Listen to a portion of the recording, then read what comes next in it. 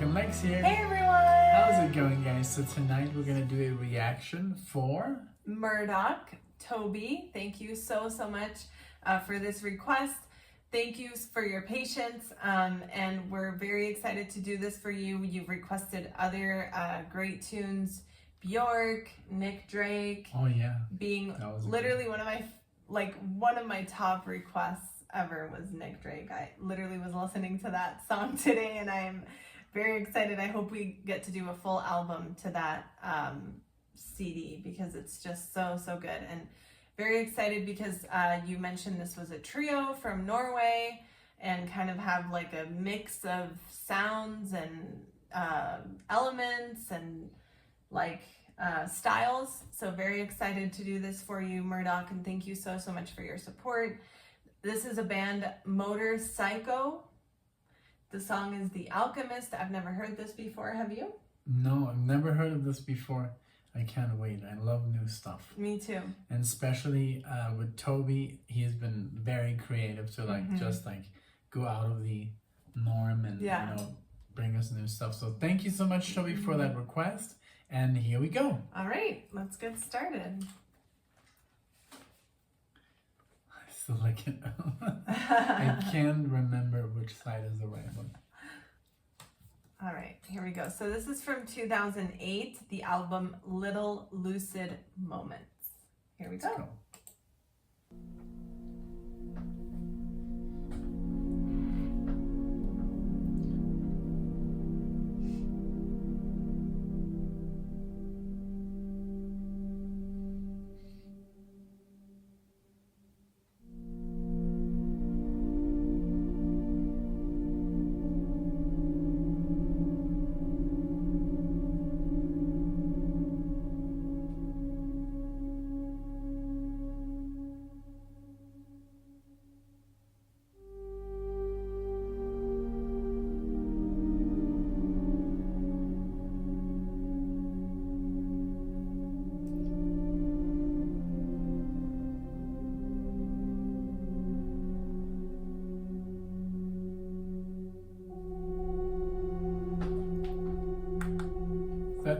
Is that all the volume? I mean, you checked. I think it is. Unless over there.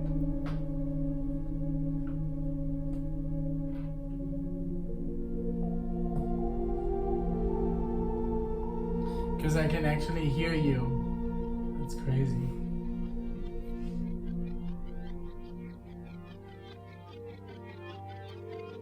Ooh.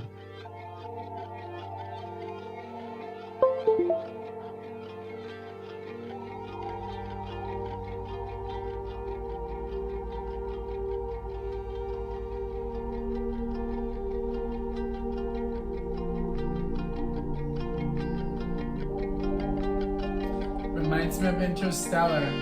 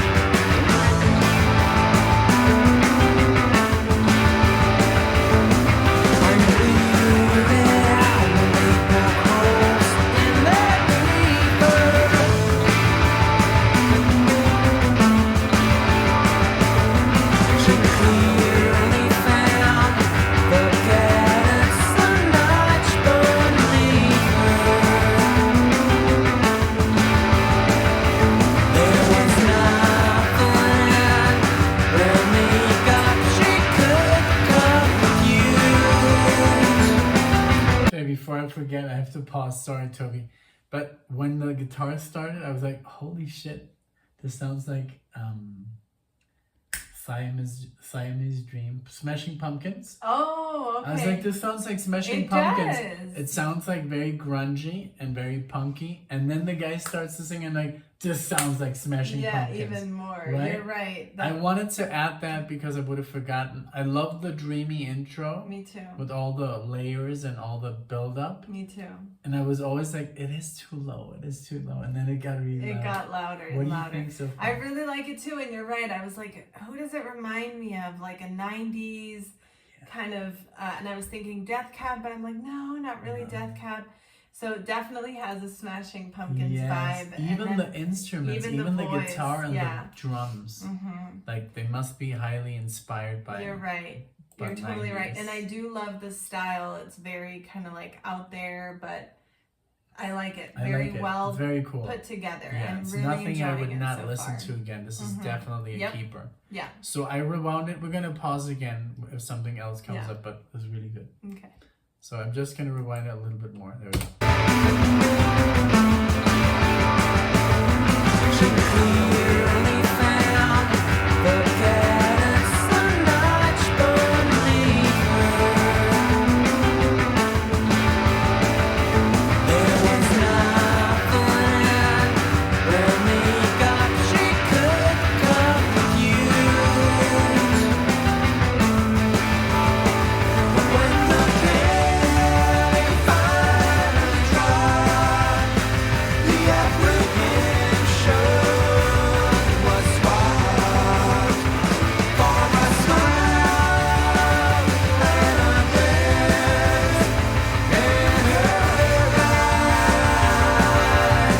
I don't know why I've never seen quite such a change of heart. You could see her grow, dead set on playing her biggest part. Her prejudice was reduced to nothing more. I don't know what it takes, how much regret, how many mistakes, how much pride you had to succumb to even begin to get through. But when the penny finally drops, the aggravation and heartache just stops, and the hurt and the lies will show in your eyes. Wisdom swallows sea, no grudges, permission to be free, a fire burning for all to Very cool dual voices.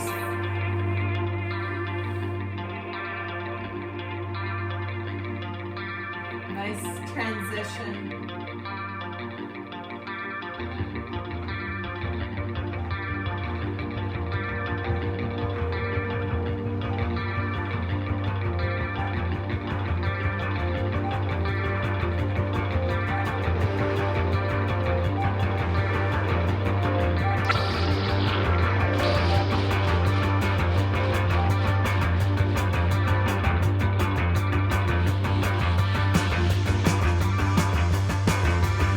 Yeah, I like that.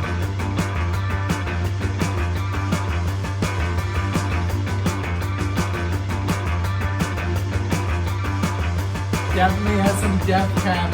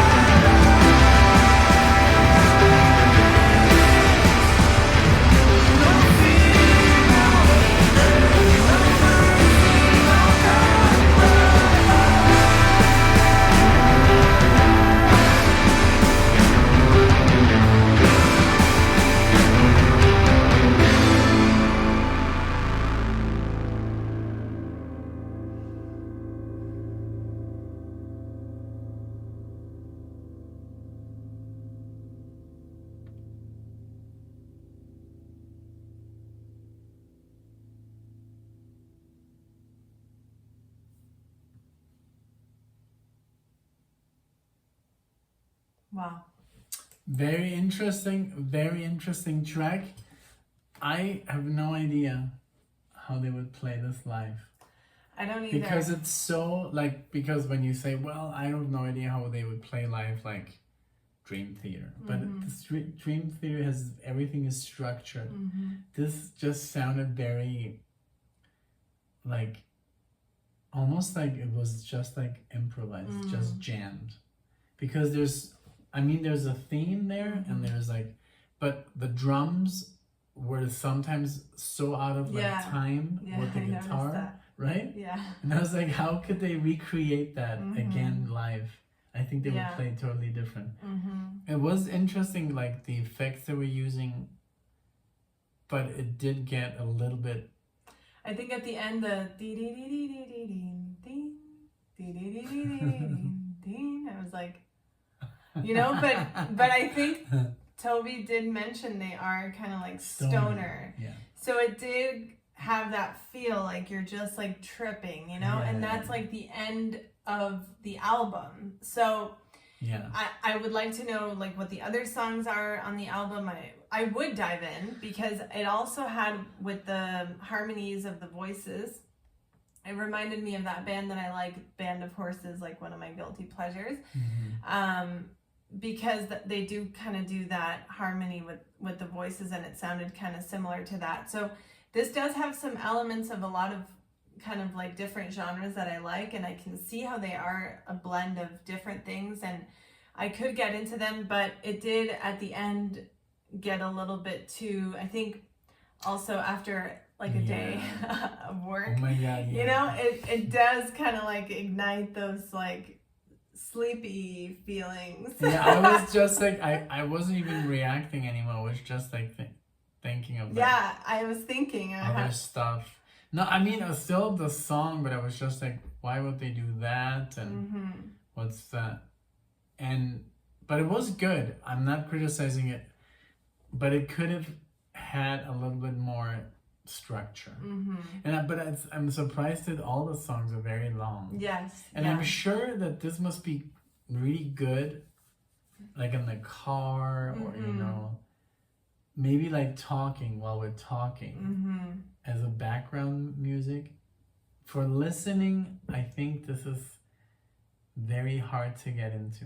I mean, I would, like I said, I would listen to it again, but when I stopped it, by the way, I didn't stop it because we noticed, maybe you saw in our faces, and we're like, oh shit, we're not recording. We're just recording us, but we're not recording the music, so we have to edit it in later. Maybe that got us bummed out a little bit because we're like, because that's a lot of work. But even before then, I was already kind of like in that dreamy mode. So, but I honestly, I would get into it. I did enjoy it because this is more. It sounded almost. It did sound like Death Cab there for a second. A little bit, yeah. It sounded like early Death Cab or. It had like I said, it has a lot of elements of different bands that I like and that I listen to and genres that I typically get into. So I did enjoy it. I just, I